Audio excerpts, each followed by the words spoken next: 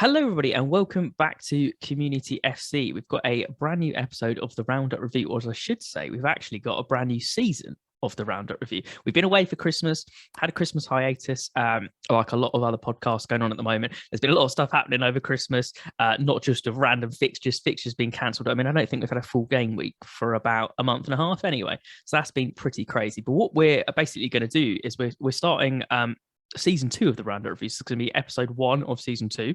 And the reason that we're going to be doing that is because, like we've said in many episodes before, for audio listeners as well, we're finally going to be able to get the podcast where we want it to be. So it's going to be for all you people that like watching it on YouTube and like YouTube content, there's going to be the video as always going up. But if you are interested in listening to the podcast, maybe you want to listen to it on your work or, you know, on traveling somewhere or out and about, you absolutely can now. So we're going to be bringing it out on Spotify and Apple Music and all those kind of podcast places once we get that all set up. So that's why we thought we might as well start a brand new season to coincide with that. So all the episodes sync up nicely for everyone.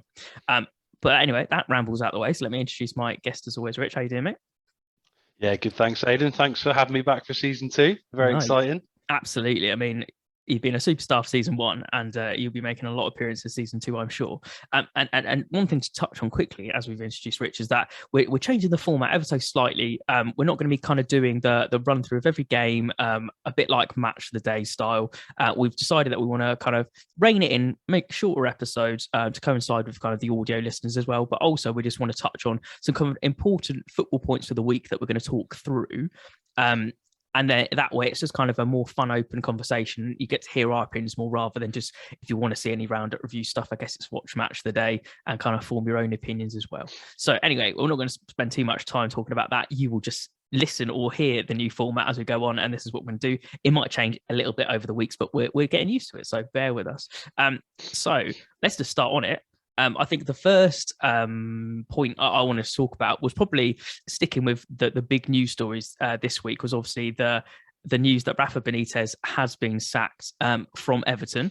I don't think, well, we can get into this, but from my opinion, I don't think they really had a choice. The results have been horrendously poor, and it was only a matter of time. I've got a few things to talk around this on different points, but do you want to kick off and talk about this one? Yeah, I mean, I don't, like you said, it's not a surprise. I think the surprise is he's lasted this long. You know, all throughout season 1 of Roundup Review, we did say that Everton were in trouble. Mm-hmm. They had a lot of injuries, arguably their best player, you know, with the legal problems. Yeah, and injured for Calvert-Lewin.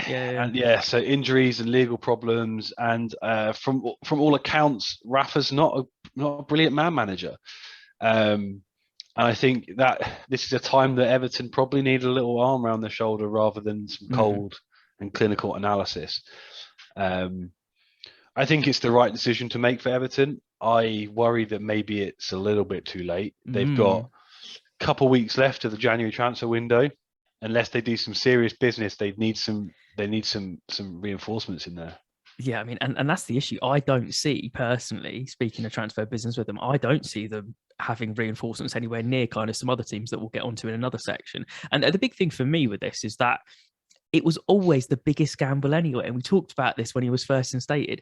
Going from red side to blue side and rivals is a really big play anyway, and it had to pay off massively, and it has backfired like crazy. Like, he literally has just ruined some of his reputation with the red half of Liverpool, and the blue half of Liverpool hate him anyway, and they always did, and he had to prove them wrong, and that was the issue. So he's never won anyone over there. Well, I think that there's kind of more into it now. I understand any Everton fans listening out there. I do understand you had a lot, and I mean a lot of injuries, like probably the most hit team out of anyone.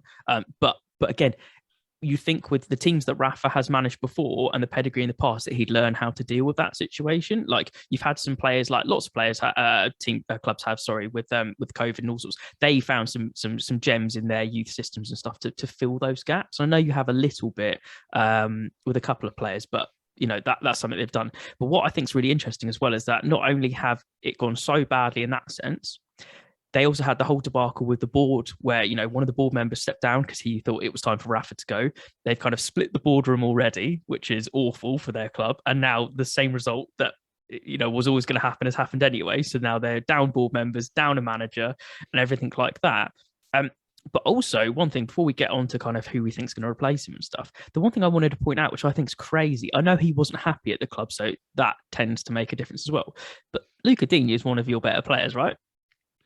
I was waiting for this to be brought up. I And then really was. but we're going to talk about this at another player as well later on. But like, you're potentially, as you pointed out, we said they're in trouble for a while now. They could be facing a relegation battle if they don't get the manager in and if things keep going the way it is. Why start selling some of your best players? Even if he's not happy, keep him, because otherwise you're going to have some serious issues. You at least want to keep your players until the end of the season, I think, at this point, and what they got El Ghazi coming back the other way from Villa. Don't know if he's going to do the business for you, especially when Luca Dean is arguably your best defender, as well as a creative outlet as well. Absolutely. I just think that it was such a bad move, and you'd be interested to see who sanctioned that, whether that was Rafa before he went, or whether that was a board, because exactly that. Because the point is, it's about that man management kind of perspective of if Luca Dean really wasn't really happy, but they know they're going to get rid of him. So it's on the board and Rafa, but they could have had someone that came in and the relationship then is better and they keep him and then they sell him in the summer if he's really still not happy, like whatever happens. But they haven't. And so they've lost that player. And then it doesn't matter because if his issue was with Rafa, he's gone. So it doesn't make any sense. I think just one last point on this before we move on to potential replacements. I think that fortunately for Everton, I do think there are three worst teams in the league this season. Yeah, I agree. Yeah, I think that they might pick up whoever they come in, but I think they're going to be looking at 2 or 3 places maximum above the relegation zone. I think there's enough teams that it's are going to be the lowest finish that Everton have had for a long, long time. But I'm just going to put the thought out there before we go managers. Also, can you just imagine a club with the amount of history like Everton going down? Let's leave it on that. Well, yeah. I mean, this is it, isn't it? Yeah. Crazy. Anyway, right, let's move on because we're going to try and get through the topics and keep it fairly speedy set. So the biggest one, obviously, is who is going to replace Rafa Benitez. I actually said, and Rich has the proof here. I actually said like probably about a month and a half ago, I was like, what if Rafa's doing such a poor job? That it's Rooney, because Rooney's done such an amazing job at Derby. 20 seconds to appreciate him, minus 21 points, and the fact he didn't even have a full squad of players in the summer, and he was using free agents to come and play friendlies and stuff because he didn't have enough. He's done a great job. I think he is within a shout. I'm not sure he's going to get it because looking at some of the lists that I've kind of seen, they've said it's Duncan Ferguson going to step up and all sorts of stuff. I'll let you kind of have a quick chat because there was an update about an hour ago. So I don't know if you've seen on someone who might be a front runner, but we'll talk about it in a minute. Yeah. So to start with Rooney, it's not Rooney's time yet. And I don't want to see the same thing that happened to Lampard.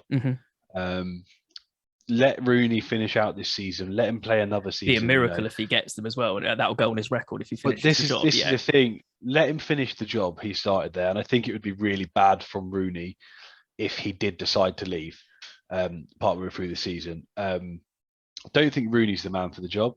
Lampard is an outside shout, and Lampard's not a bad shout at all. Yeah. I think he cut his teeth in the Premier League with Chelsea, and I think he's probably ready for another crack. And I think a lot of Chelsea fans would agree with me here, but I think Lampard was unfairly let go of. I think he probably could have done with a bit more time. But I think if you are referring to the story that I read just before about Roberto Martinez, I am indeed.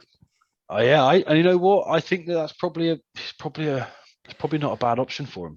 I agree with you in one sense, but I think it's also a weird move from Roberto Martinez because I know he's got links where obviously he, managed them before. And I know he's I think the point is he's looking to get out of kind of the national jobs at the moment, but he's got a good national team job. But I also think the caliber of manager he is, I think he could have done better if he was looking to get out of the national manager job than Everton. I think, maybe they're saying that, he's the man for the job because they're going to be definitely going to be able to secure them not getting relegated. Fair enough if that's the case. But I just think it makes sense on paper, and I can see the stories are getting more and more concrete now. So it probably will be him. But I just think there could be some other options that they might have explored that they haven't. But I think they're going for the tried and tested. I think sure better the devil you know than the one you don't, really. Yeah. And I think in terms of Martinez, you're right, but no one wants to manage international, really, do they? No, it's not as all the best managers in football all play domestic. Mm-hmm. They all manage domestic sides.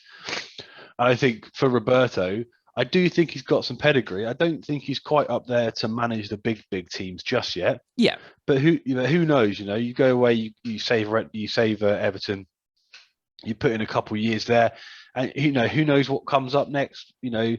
Does a team like Juventus or Inter think that's a good stepping stone, and all of a sudden you're in that sort of echelon of managers who manage the top teams in Europe. Yeah, absolutely. I think you've kind of hit the nail on the head there. And I think the way I sum that up is I think because of the amount of issues they've got over at Everton Football Club currently with the board and everything else, a steady ship, which Martinez definitely is on and off the pitch, is there to kind of paper over and smooth the cracks for a bit in that.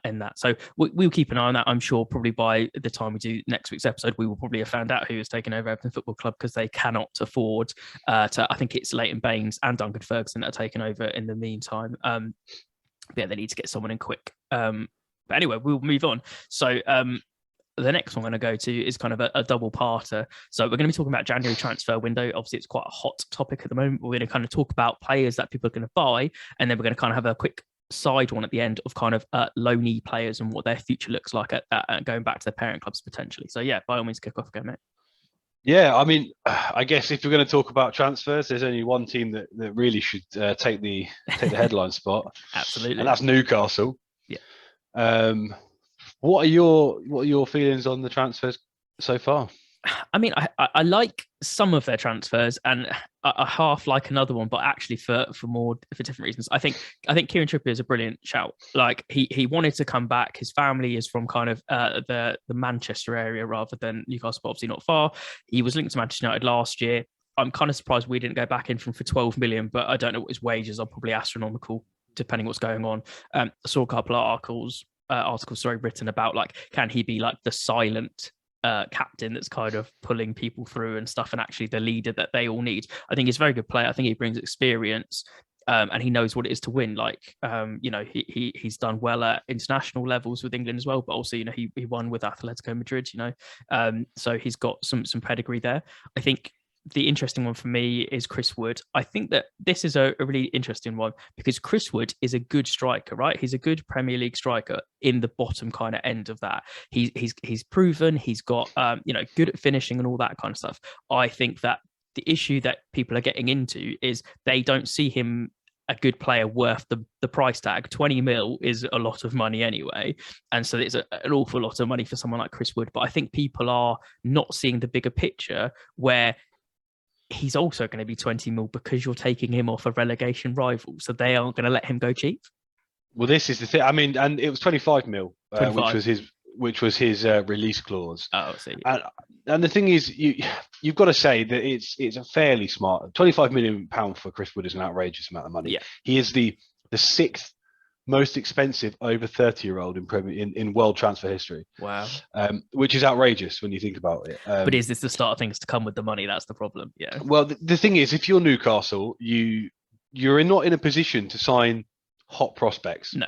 Because they're not going to go to a relegation fighting team. Yep. So you're going to have to make do with kind of, people who might be a little bit past it. And for audio listeners, I did air quote past it. The thing is, though, Newcastle haven't just bought a striker for 25 million. They've effectively taken away their relegation rivals' best striker. Yeah. And that's not saying an awful lot. I think Chris Wood scored 5 goals this season. Yeah, he's integral to that Burnley team, but it's not exactly. It's not crazy numbers. Yeah, it's not crazy numbers. You wouldn't see a top 6 side, fighting out for Chris Wood. I think what it does show, though, is a little bit of a dangerous precedent here that Newcastle are just going to throw money at problems. Absolutely. And I don't think that's going to be the solution for them. No. And I've said this to you before, and I've said it on Roundup Review before. The fact is, Newcastle's team, I think, are championship level. There's a couple of standout players in there before the transfer window. Yeah. Saint-Maximin one, Josh King the other. Callum Wilson, the other. And I think that for Newcastle, you really need to buy 9 other players. Yeah. And, you can't just buy 9 brand new players and expect them to fit together and play perfectly. So I don't think, I just don't see that a season or two in the Championship being unavoidable at this point. Yeah, I mean, I see, who only can play both wing back positions, kind of really. So Trippier, and I see a striker and weakening your rival. I don't see a centre back, which was my biggest ask for Newcastle so far. I know they're linked with about 15 players at the moment already, like if not more. But they need to do more business. Is the absolute full stop of that. They have to do more business, or they still are going down no matter what. But they're running out of time is the real problem. And then they're just going to throw more money. Yeah. And I think that you'd be looking, if you were a Newcastle fan, to have tied up 3 or 4 deals in the first week.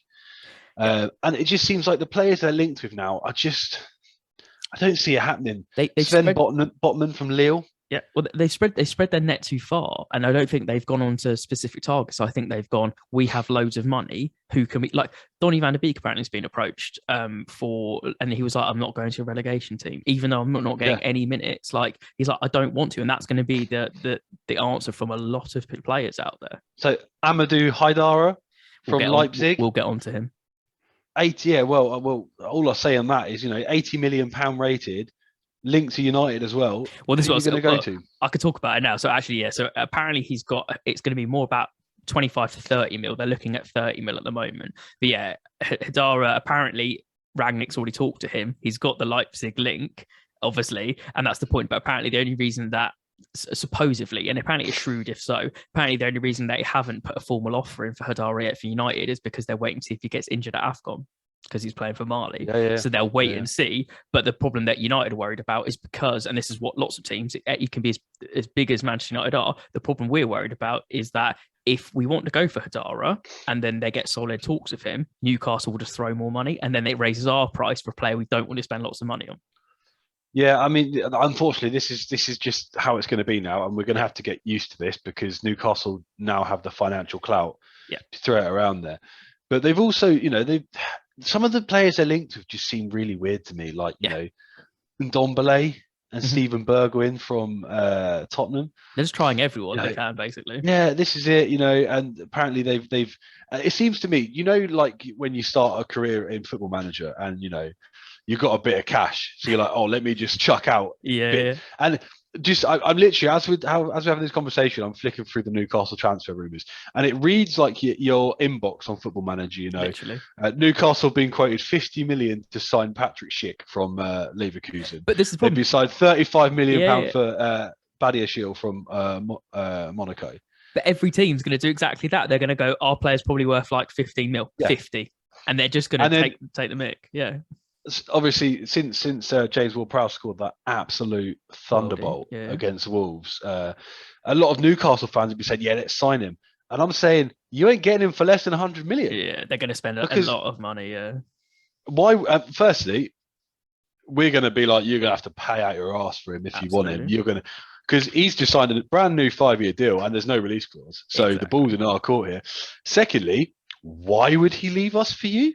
I think any player, unless you're going for like the money right now, unless you're looking to kind of retire in that kind of area of the country, like Trippier, like you're seeing their positions very perilous, and there's only half a season left to finish it. That's the issue that currently right now with COVID and stuff as well. It's such an unprecedented times of what's going to happen in terms of injuries, delays, all sorts of stuff. So who knows? I think we'll move on from there. I think we need to, Newcastle need to buy a couple more players minimum, but they also don't need to pay out the arse for them. And they also need to just get players that are actually going to fit, not just who's going to come. I mean, the bottom line is, after all that bluster, they've only signed 2 players so far. Yeah, exactly. Both players are not, I think, are far from what they actually need. Yeah, exactly. As I said, centre back for me is the biggest issue. We'll go on to a couple of others. We can spend ages talking about transfers, but we won't. There's a couple more players I want to mention. I know you've got the odd player to mention as well. So for me, I was going to talk about Haidara from United. Obviously, United are linked to several people. They've also been linked yet again to Milinkovic-Savic, which was going to happen years ago and didn't. And then he didn't perform. It was either the Euros or the World Cup. I think it was the World Cup. And then it kind of fell off. Then we need to get a midfielder. I'm not sure it's going to happen. I think if we do, it'll be a shrewd one like Hadara, or there's a couple of other people from Gladbach that we're looking at, for example, shrewd German signings from a Ragnick thing. And then the only other one I saw, I know you've got two more players to talk about in a minute, and we'll get onto them. But the only other one I saw a minute ago, which is really interesting, was apparently Brentford today have talked to Christian Eriksen. And I did see that. Concrete talks on that. So it'd be great to see Christian Eriksen back in the Premier League. It'd be great to see him back playing football, full stop. So who knows what's going to happen in that one. But I know you've got two more players that you want to mention quick. Yeah, so actually, one of the players I did want to mention was Coutinho to Villa. Yeah, I think that's been I think that's a good signing. And I think it really shows Villa's intent. Obviously, Villa, we spoke over the summer a fair bit about there's no doubt they've got ambition. Mm-hmm. I think some of the signings they made in the summer were silly signings. Danny Ings one of them, because the thing is, I think the reason why Danny Ings was so successful at Southampton was because we were set up for Danny Ings. Yeah, Aston Villa aren't set up for Danny Ings. They're set up for Ollie Watkins. Yeah, they're set up for Ollie Watkins, and Danny Ings he's a confident striker. Yeah.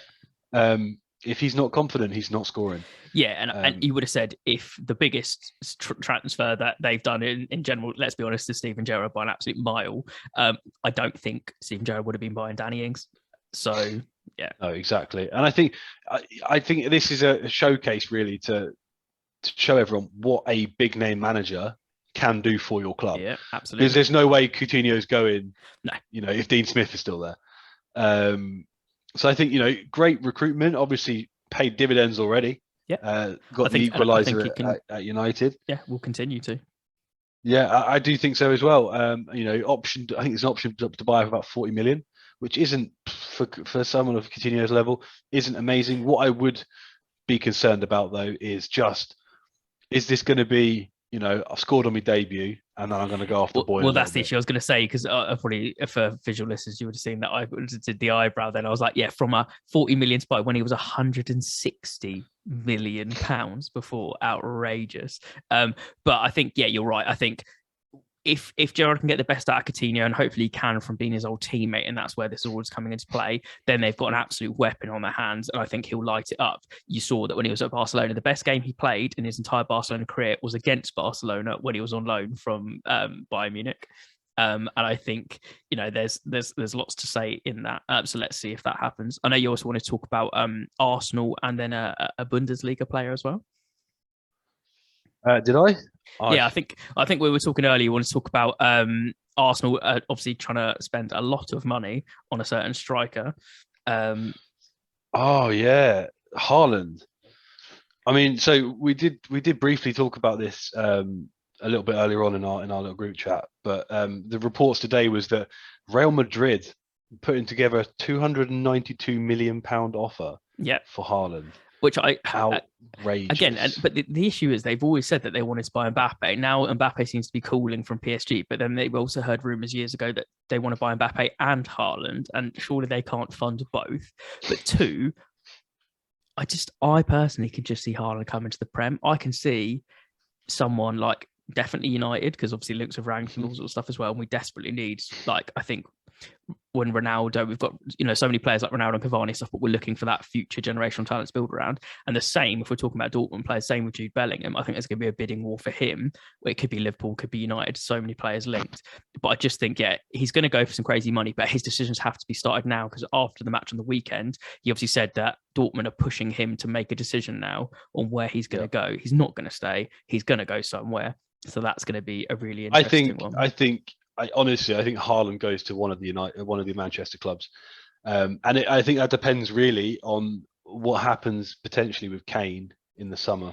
Yeah, I don't see Kane really leaving now. I think that in Kane's eyes, the bridge has burnt. Yeah, I just think with Conte as well, he's gonna. I don't know. I just don't think that's enough for Kane. I mean, Tottenham don't look like a good team.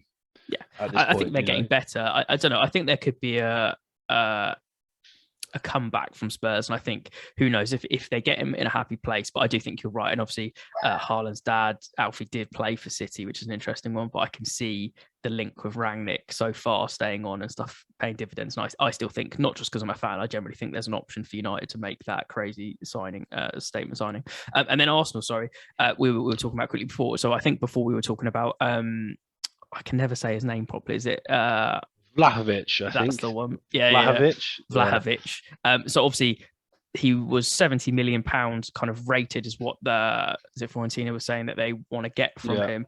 Today, apparently, it's Arsenal have submitted 60 and a player. And, he's got an outrageous record, just as good as Haaland at the moment in terms of like purple patch and on form. So he's definitely one to get there. The only thing I question about him compared to Haaland, because you see Haaland do it for country as well, even though he's not, representing the best national team in terms of squad, not in terms of country, obviously, that he's playing for. I just wonder whether you see Vlahovic come in and have the same impact in somewhere like the Premier League if he did. I think he's got the talent and I think he's got the drive. It's just whether it's more physical and stuff. But if they can, I think 70 mil will be a bargain for them, and they're looking for that main striker. Yeah, I think there's always this worry when you bring a player across to the Premier League who's never played the Premier League before, and even bringing players back to the Premier League. It's such a different league to every other big league in Europe. Whether the old saying, "Can he do it on a rainy weekday night in Stoke?"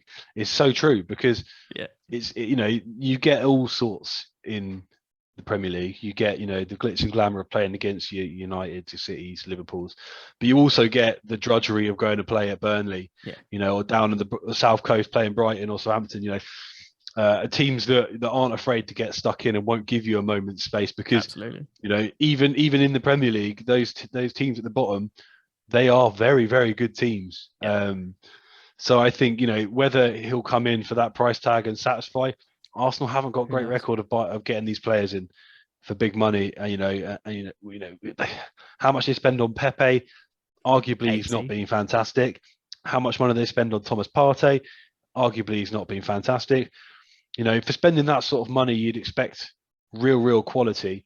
And you see it in flashes, but you don't see it very much. Yeah, you hope, like with Partey and White, they're both coming into it this season a lot more than they have been for other seasons. But you just worry it could go either way. It could be a Nicolas Pepe, absolutely is the perfect example, or it could be the opposite, where it could be a blast from the past. It could be an Andrei Arshavin, where he's on fire for about a season and a half and then just doesn't care and then gets lazy and whatever. So they don't have a good track record. I think there's definitely just slightly off topic, but there's definitely something in the water around Arsenal that makes players stop giving a shit, because how many players have we seen go across there? I mean, Aubameyang is a prime example, because 7 or 8 years ago, I loved playing with Dortmund. I loved on FIFA. I would always play with Dortmund with Aubameyang at the top, and it was outrageous. And he did some crazy things in the Bundesliga.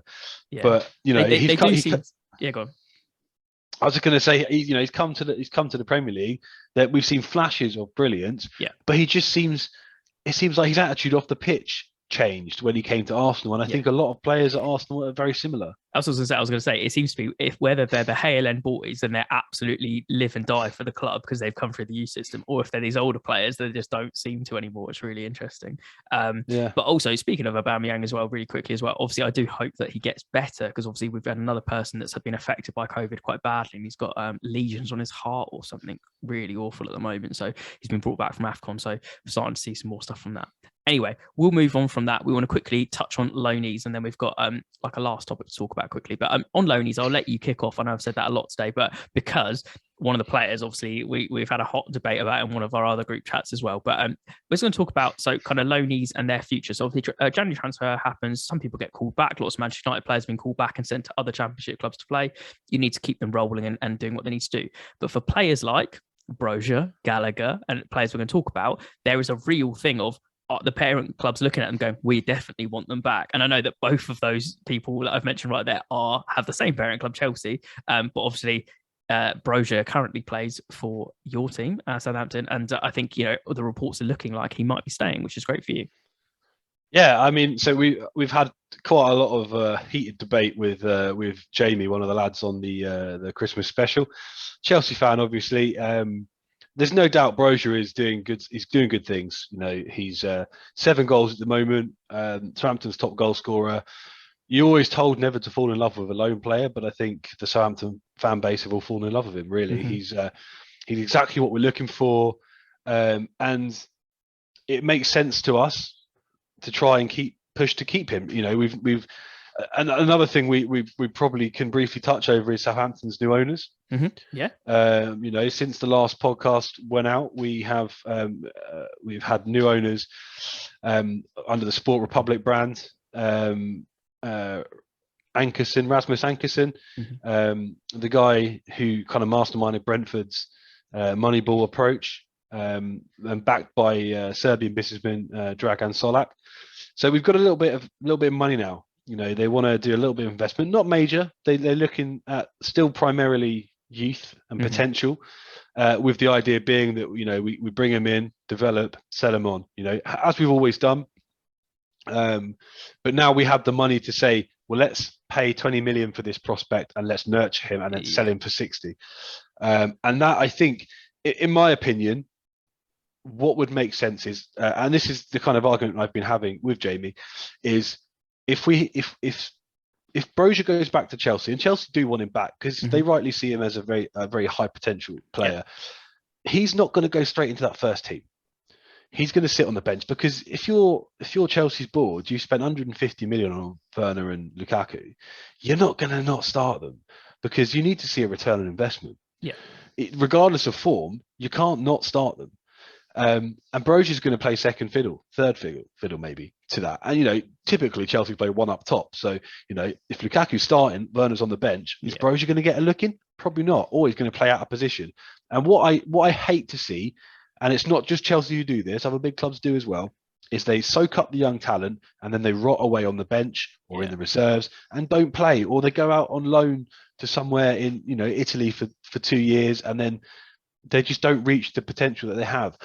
It makes sense for me to say, well, why don't, and then by all reports, the price tag is looking to be about 20 million, which, by the way, is an absolute steal for Armando Brozier. Yeah. If I'm Chelsea, I say, right, well, why don't you buy him off us for 20 million? Yeah. And then we'll get a buyback clause in, like they've done with Livramento, because that gives us what we want. We want someone who's going to give us an impact there and then. And he's undroppable at the moment. You know, he's going to go straight ahead of Adam Armstrong and Shea Adams on the squad list. He's going to play. He's going to get better. He's going to reach that potential. And then, you know, if in 2 or 3 years' time, Chelsea need a striker, they've got a buyback clause, or they've got first refusal. You know, it just makes sense to me, because he's not going to develop any further at Chelsea. Yeah, no, I completely agree with you. I think that is, anyone can see that probably is the smartest option. Exactly what you're saying about Chelsea as well. But, you know, when they have a bench like they do, it's not maybe City's level, but it's a damn good bench. To when they've got players like Pulisic and Ziyech and all these kind of other players that aren't also getting on the pitch all the time. Even Mason Mount doesn't start every game at the moment, and it is kind of a, you know, we always joke Pep Roulette, but you know, they are the same Chelsea, where you can't tell who's going to start every game. I do think Lukaku will get his head down after his incident. We're not going to touch on that. It's kind of past now, but I think he's going to get his head down and get back on with it. Werner is very important for them and does amazing build-up play, so he has a reason to be there as well.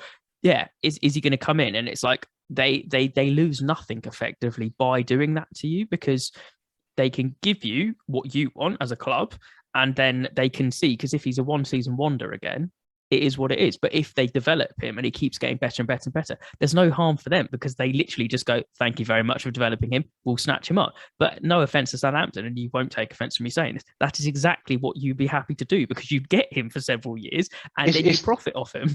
This is the business model, and you know, we tried to stop that, and when we tried to stop that, we went downhill. Yeah, because players stopped coming to us. You know, we always have had hot prospects come to us for their step into the Premier League, and then they move on.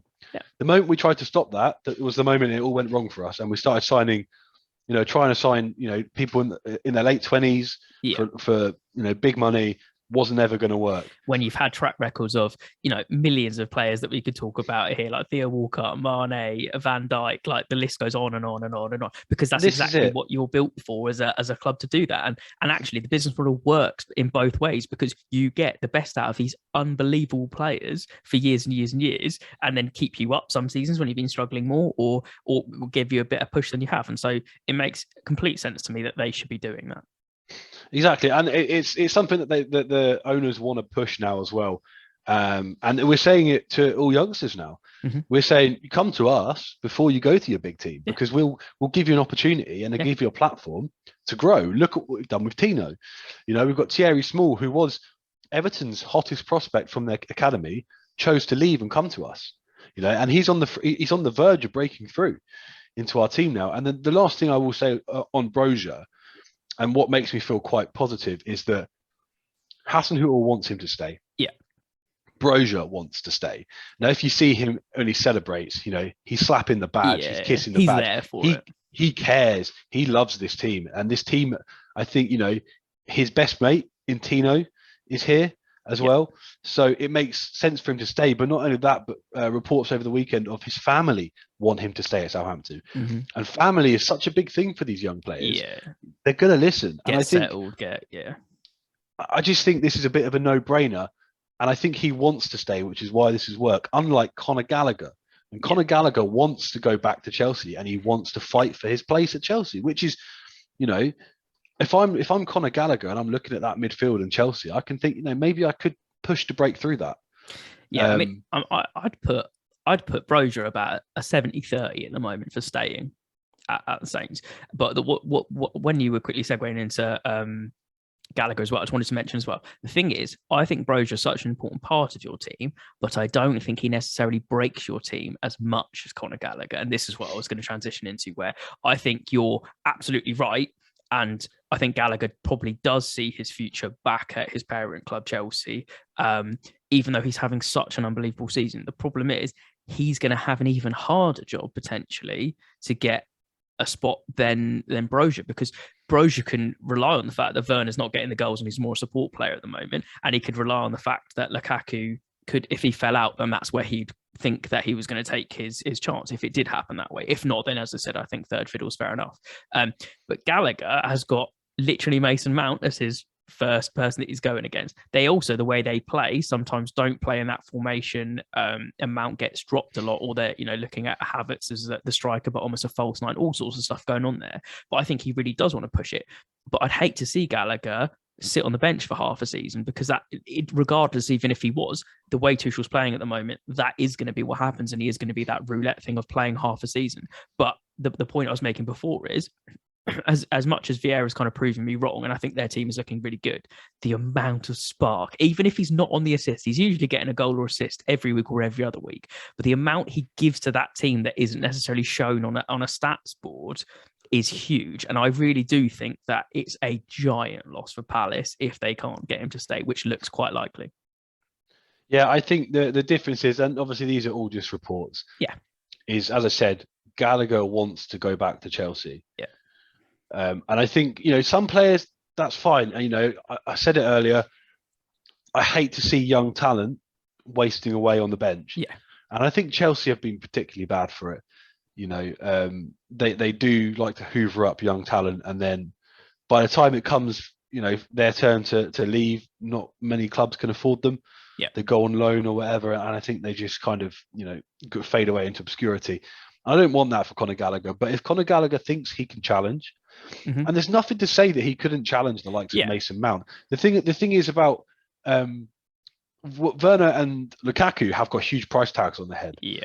Mason Mount hasn't got a price tag on his head. They didn't cost the club anything to bring him in. So I think it's easier and more justifiable if you are the board, by the way, not Thomas Tuchel, because Tuchel will want his best players playing. Yeah. If you are the board, you can say, well, actually, it's not like we've not got a return on investment in Mason Mount.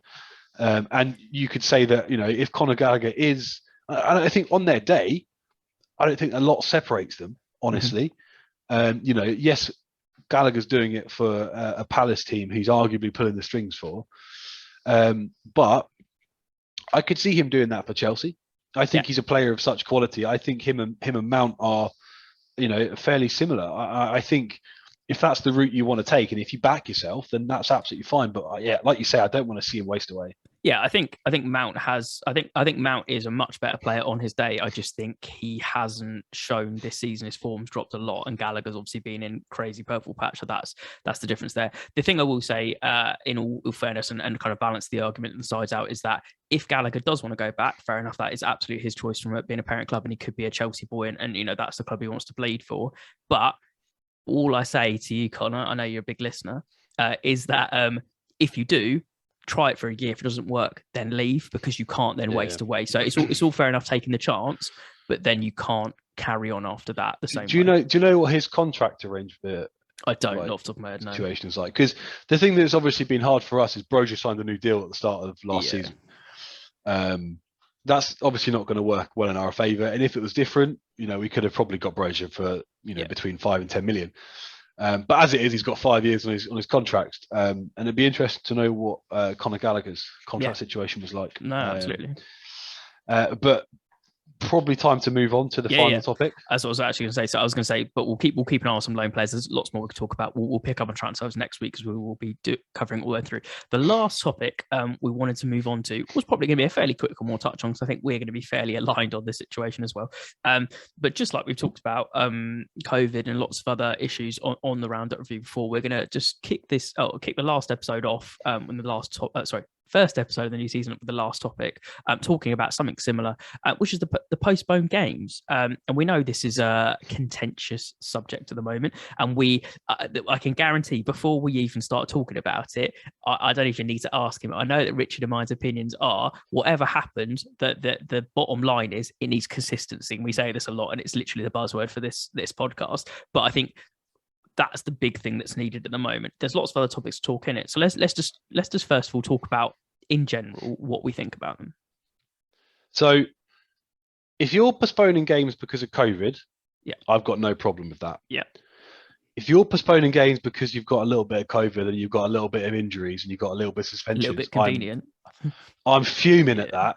Yeah. And honestly, we had this with Newcastle, and there was a little bit of a Twitter spat between Newcastle and Southampton fans just around about New Year's time, because obviously we were due to play with them on the 2nd of January, and they asked for a cancellation, and it just seemed a little bit fishy that their 2 best players got injured and they asked for a cancellation.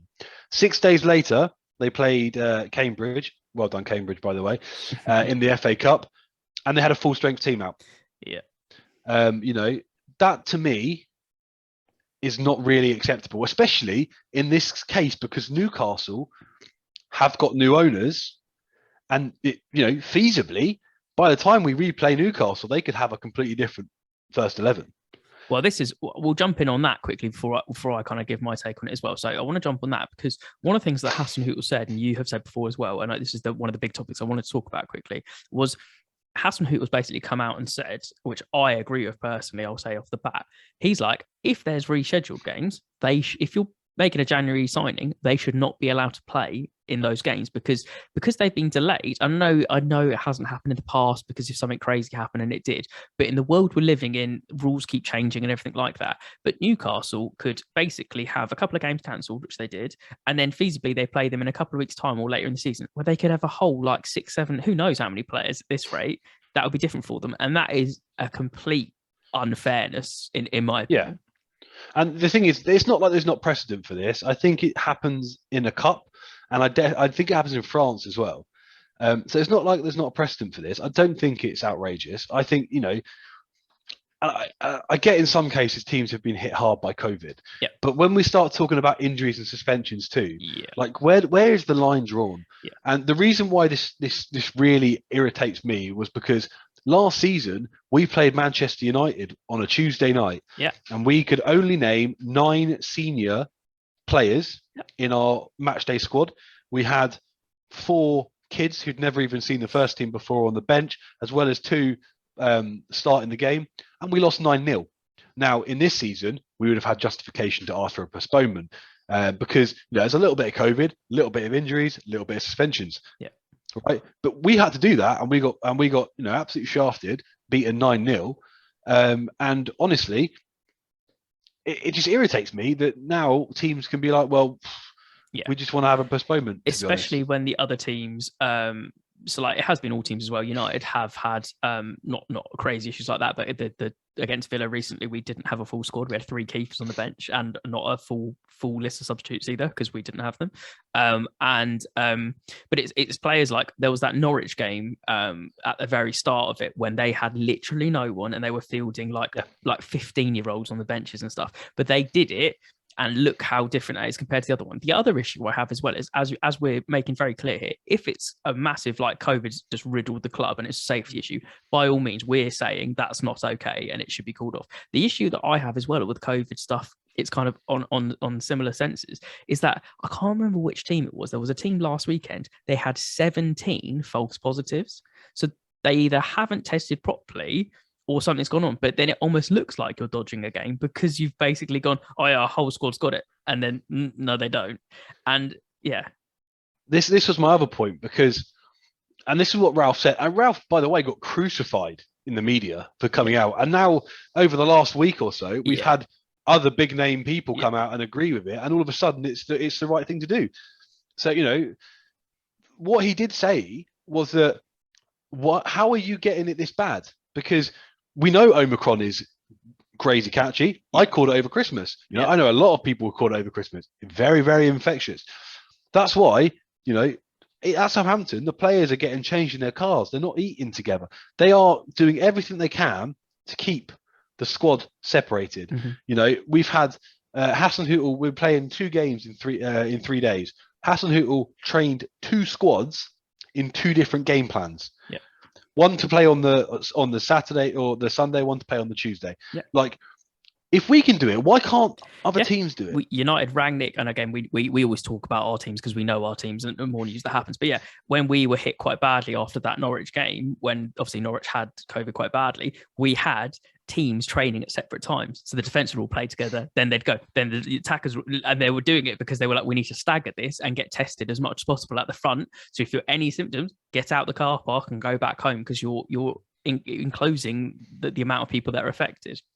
But another interesting thing is that we're talking about injuries and stuff as well. And it was also the suspensions. Obviously, it was that time of year when all the bookings were adding up, and that was playing an effect as well. But I think, we could go on this for absolutely ages. The problem I have, and I've got one last point, and then I'll open it up to anything you want to say before we close. But the one thing I have to say, which I thought was, again, some kind of rule needs to happen about it, right? So we're going to take Spurs, right? This is the team I'm going to talk about. So they have had a lot of games postponed.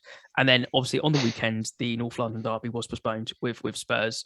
Arsenal, fair enough, apparently Arsenal have been hit extremely badly. And I know that everybody kind of scapegoated them a little bit because it was what it was. And there was lots of issues around that. You can look at that yourself and make your own opinion.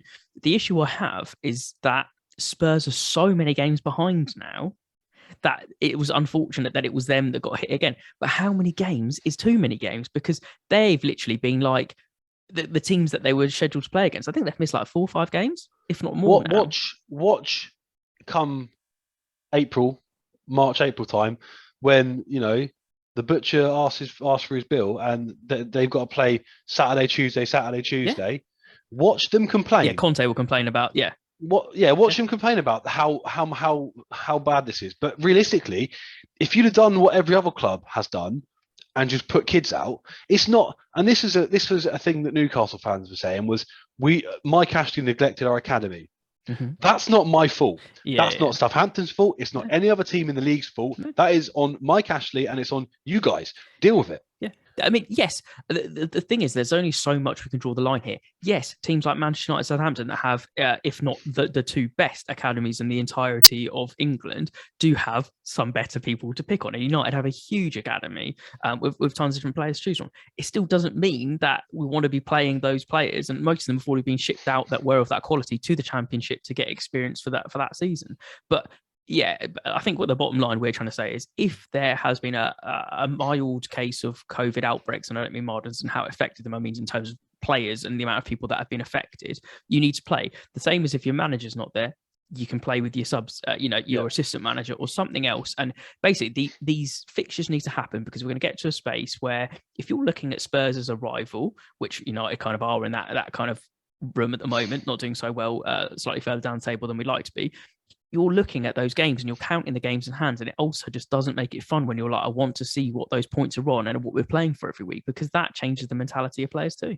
It also is just so irritating for fantasy football. Oh yeah, because I've had such terrible weeks because all my bloody games keep getting cancelled. Yeah, and they cancel them last minute. So interesting. We play obviously Premier League anyway, and we play Ultimate Fan as well. And the problem is some of those lock-in ones, the Spurs one was delayed at like 6 o'clock. So if you had Arsenal players in, which I did for one of them, I did as well. They're already gone. So it's like you don't have time to react to it, and there should be also a limit on that where you can't ask last second unless it's full COVID. Then that's really a different story. But there needs to be a lock off.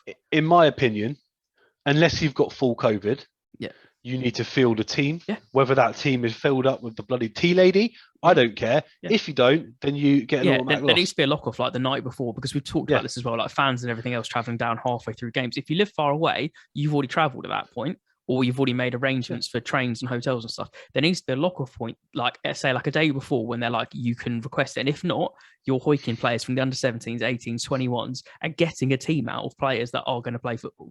If you don't field a team, 3-0 loss. Yeah, there has to be something, and hopefully they're going to start doing this more as we get into this, because also, as we all know, that there's probably going to be a lot of variants around for a while, so these rules kind of need to come in place because it's probably going to be around for a few years. And that's probably enough ranting from us about this moment. I think we're all in agreement that unless your team is absolutely riddled with COVID, you can field a team. As long as it's safe to do so, field a team. And then make it fair. And we're both in agreement that January signings should not be allowed to play in the rescheduled matches. That's why Brozier is smart, because he's already here. Yeah, there you go. See, it's all happening. Anyway, we're going to keep it that short. We're going to be doing this, so hopefully you've enjoyed kind of the format. Let us know down below in the comment section if you have. Again, there might be some slight changes in the coming weeks, but we think this is going to be kind of the format. We pick topics and chat about them, and then we can chat about the games that happened in those topics, rather than just going through everything in a kind of order that you've already probably watched or heard. Also, don't forget to follow and rate us 5 stars. Absolutely. On your podcast mediums of choice. Absolutely. So that should all be set up. Hopefully, if it's not for the first week, it definitely will be for the second week. It should be for the first week. We will see. We're also not 100% sure on which day we're going to be putting the podcast out just yet. We will kind of get there over a few weeks. And then when we know, we will fully announce when that day is and try and stick to a consistent schedule. But the good news is we're back after Christmas hiatus. Regardless from the listeners as well, we're also loving the fact we're back because we've missed it. But we obviously hope that you've all been loving it too. And if you have, don't forget to hit that like button, subscribe, because you get notified every time we go on. And then, follow us or subscribe on kind of those platforms online as well, if that's your preferred medium to listen to it. But thank you very much, Rich, for coming on. All Thank you very much for having me, as always. No, absolute pleasure, mate. That has been episode 1 of season 2 of the Roundup Review and Community FC. So we hope you all have a really good week. We hope not too many matches get, messed up this weekend, and let's hope we get a full weekend round of football. That'd be nice, wouldn't it? Catch everyone there. Lovely. Thanks so much.